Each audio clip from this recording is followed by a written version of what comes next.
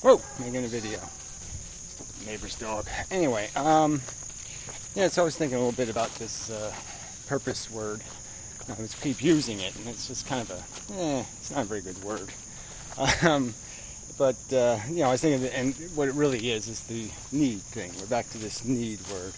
And what people are looking for in terms of creating narratives and stories and all this other crap that you made up is finding the need in the universe that needs to be served by our existence. And obviously they can't find that. Obviously it doesn't exist. There's no need for us to exist. We don't serve a need. The universe isn't unhappy if we don't exist, or there's not going to be any mechanism that's made unhappy, or it's not going to feel a pain or a loneliness or any of this other nonsense. And these are the fundamental mechanisms for which humans derive their comfort. So of course we look for those things. So it sort of gets to the Fred argument. There was a comment Fred left on a video. I should get to that. Maybe I'll add that on here if I can find it.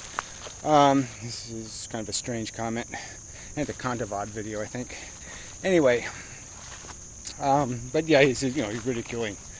I suppose in a way he's recontextualizing Dawkins even into a saying the story isn't that story or something like that. But anyway, so we as humans we automatically kind of tend to understand this concept just because we live the concept. We create need. We exist in a state of need, in a state of if I don't have it, I will have this feeling. And so those are only choices, having and have not. And we don't even imagine the third choice of don't need it in the first place. It doesn't occur to us because of our fundamentalism, because of the fundamentalism of our nature, where there are two doors, not three doors. We automatically think in these terms, as if the universe, it's either is or there's disaster. You either satisfy the need of the universe or you leave it unsatisfied. But there's no third choice of, just realize this universe doesn't need us. Just realize we don't need to exist. Just like the Martians don't need to exist, and the Venetians don't need to exist, and the Moonites, and the Mercuryites, and Plutonians, and down the list of the zillions and zillions of particles of sand that don't need occupants. And so yeah, this is one of these things where we've fallen into a trap of thought that's controlled by the psychology. The psychology is imposing a view, a way of seeing, and we have to kind of,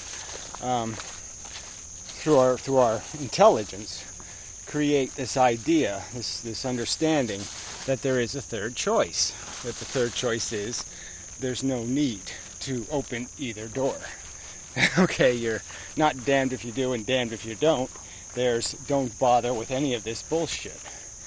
And that's I would say that's the intelligent option, is to not create need. It's not a clever thing to create. It's not a smart thing to create. There's no need to create need. That's the first almost oxymoronic obvious statement. But yeah, so we can use any word there is. There's no purpose in creating need. There's no function in creating need. There's no, I can give every positive word there is, and you're not going to be able to satisfy a positive word with the idea of making a need. It just isn't possible to do that to the concept. So the argument's sort of back to the original, the argument I've made previously, about this gifting nature and the idea that you just can't do anything that's intrinsically positive for the universe.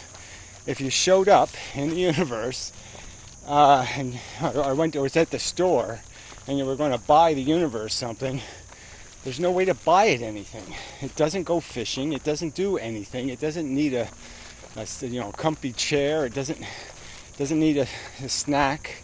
There's just nothing. There's no way to buy it something that's going to comfort it, because it doesn't need comforting. It doesn't have a problem. You're its problem. You're the goddamn problem. And that's the oxymoronic joke here. That's the ironic joke. Is that we're not the solution provider. We're the problem maker. It's just that obvious, that simple. I can't keep saying things like this, but yeah, the only way for you to really be productive is to be a great janitor. Clean up the messes, fix the broken. But there isn't anything truly positive you can do but correct for the negatives, for the accidents somebody else makes. You have to wait till they wreck the car so you can fix the car. But there's nothing you can do other than that that's truly positive. Just a fact of this circumstance. We create need. You're born into existence. You're a need machine. You create a mouth that needs feeding. You create lungs that need filling. You create I guess I could say a vagina needing filling. You create these problems that need solution, and that's all there is. You're not solving a problem by existing. You're creating a problem. You're creating the need. How you doing, pup?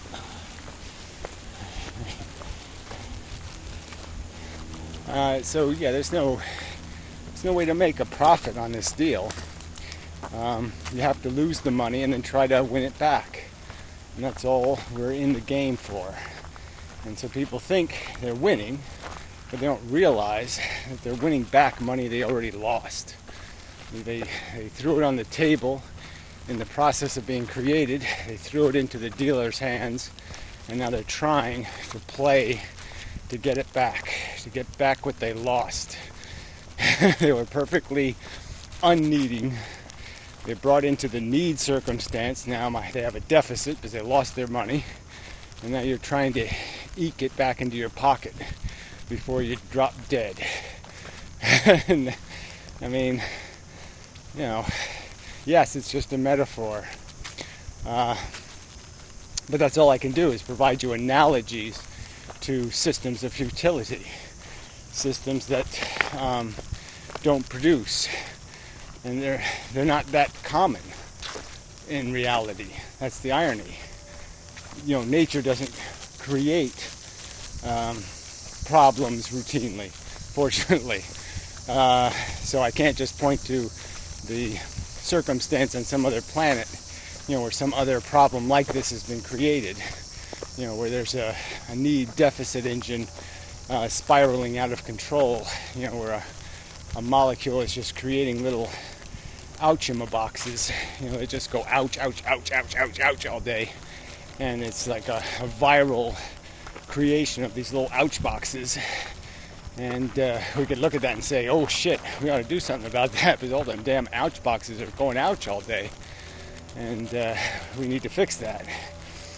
And so if I could, that would be the ideal, would be just be able to turn the camera onto something that would be more where you get it. I guess I've sort of done that when I used the ocean example.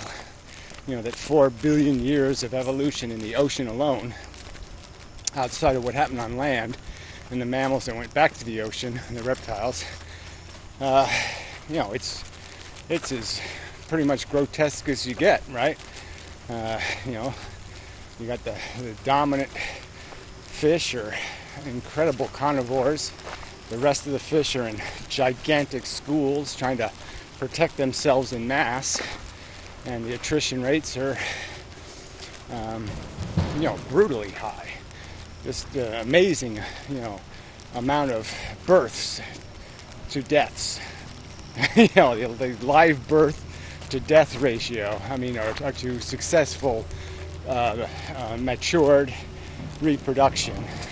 Successful reproduction is, some preposterously high number on average in the ocean. You're talking about 1,000 to 1 odds of, getting successfully laid. I mean, it's brutal out there, in there, over there. So I can point to that and say, see, this is what evolution does, jackasses. This isn't what it does routinely. This is an aberration. And it's really not any better than what's in that ocean, except that, you know, we've prettied it up a little. We've put some lipstick on the pig and made ourselves look less like a walking and talking flatworm. But you know, that's what we are. We know we're still really dominated by the psychological, physiological mechanism. The biology still puts most of the words people speak, most of their words are put there by their biology, you know, not their understanding. You know, because they just don't have enough understanding. You know, it's sort of like the language subject, you know, where you sort of need enough words to have a functional language. You sort of need enough education to have a functional capacity to do logic. So you can't really error check if you don't have those words, if you don't have those concepts in your head, an understanding of, you know, the mechanics of science and the process. Yeah, you just can't do the error checking necessary to have a coherent philosophy. And maybe that's why most people can accept, you know, things I look at and say, that's so ludicrous. How could they possibly believe that? I mean, how can they do that? You know, how can they embarrass themselves like that?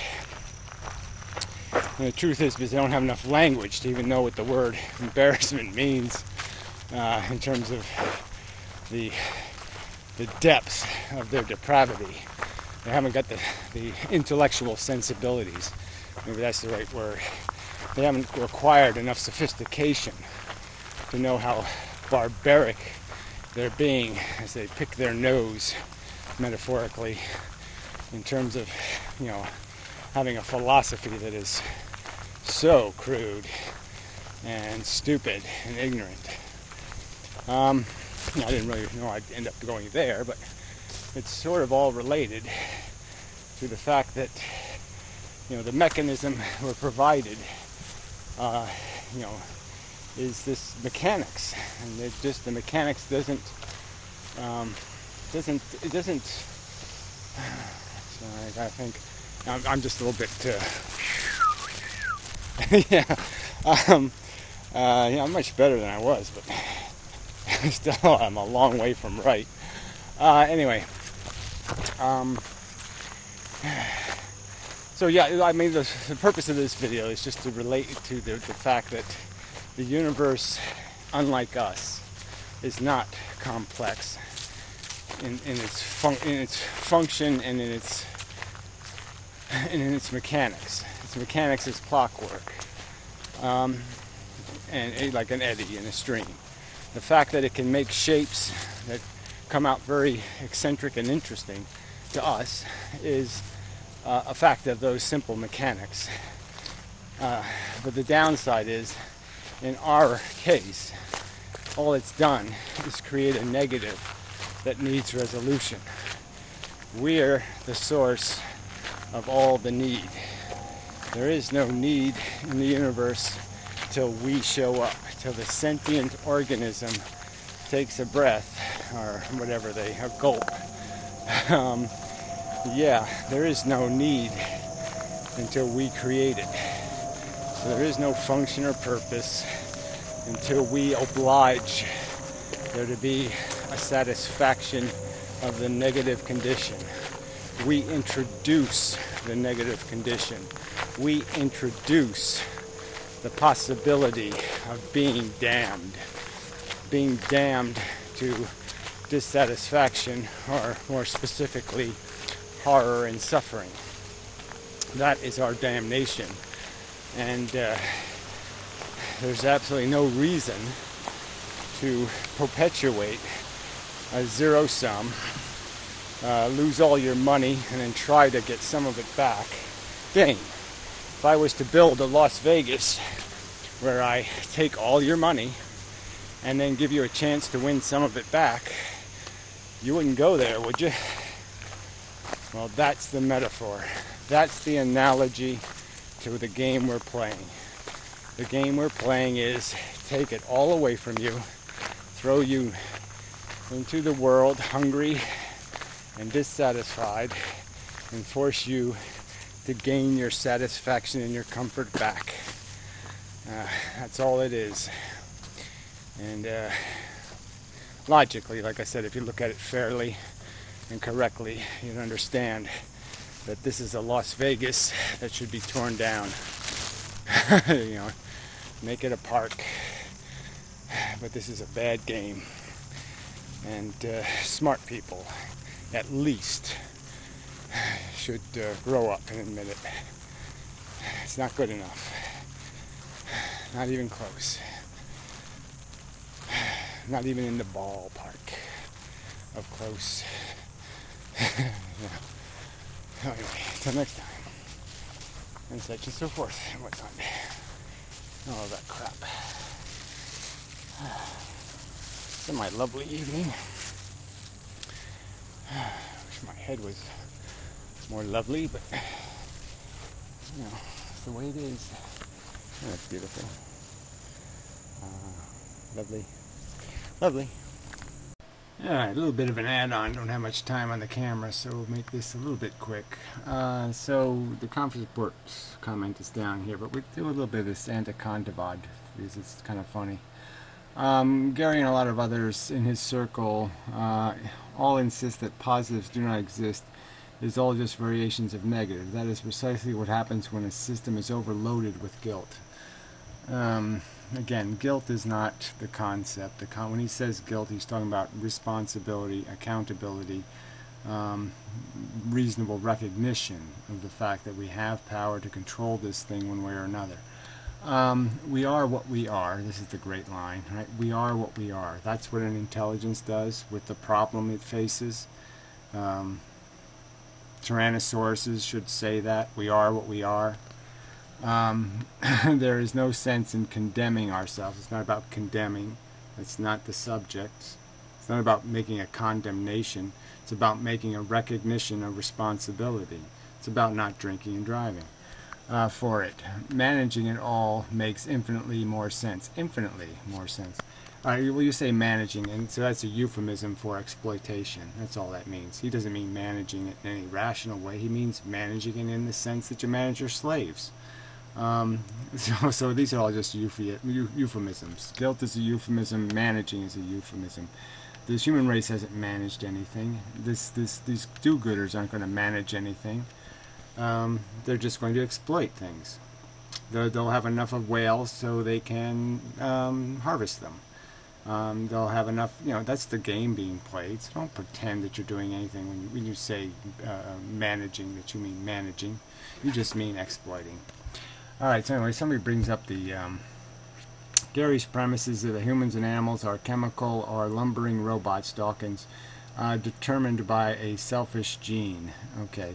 And then he goes on to just say religious crap, like somehow we need some other explanation, or somehow science is going to provide their religious explanation, which is true science. He calls it true science, and he doesn't mean anything about true science. He means making up a god, and he sort of uses the word fundamentalist here to connect the conference reports mush. The selfish conference reports. The selfish gene adds no weight at all to the argument, which that's kind of amazing, right?